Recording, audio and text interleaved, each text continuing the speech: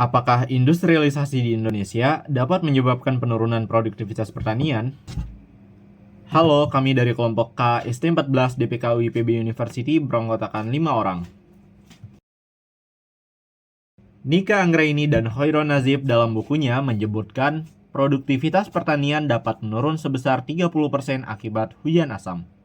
Emisi sulfur oksida dan nitrogen oksida menyebabkan hujan asam dengan pH sekitar 4,5 yang berdampak negatif pada ekosistem pertanian, terutama keseimbangan nutrisi tanah dan tingkat produktivitas tanaman.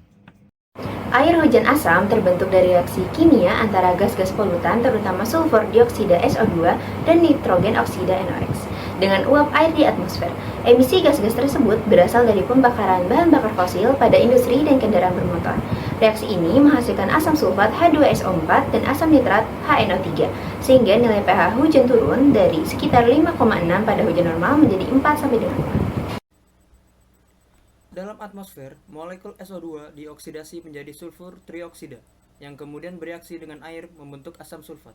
Mekanisme ini dipengaruhi oleh faktor seperti intensitas cahaya matahari dan partikel aerosol yang berperan sebagai katalisator.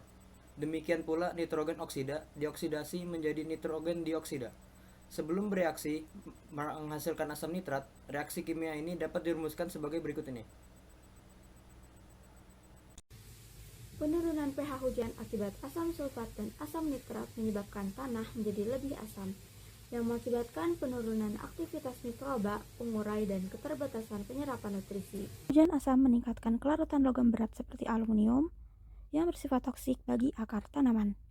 Dampak jangka panjangnya, struktur tanah rusak, aktivitas mikroba menurun, dan kesuburan tanah terganggu. Selain itu, air hujan asam juga berdampak negatif pada sistem perairan dan infrastruktur bangunan. Upaya penanganan air hujan asam meliputi perbaikan proses pengolahan emisi industri dan penerapan metode netralisasi tanah. Penambahan kapur lem secara terukur telah terbukti secara ilmiah dapat meningkatkan pH tanah. Penelitian juga mengembangkan absorben alami untuk menurunkan konsentrasi asam dalam curah hujan. Pendekatan multifaset ini diharapkan dapat mengurangi dampak air hujan asam terhadap produktivitas pertanian dan menstabilkan kualitas lingkungan. Sekian dan terima kasih.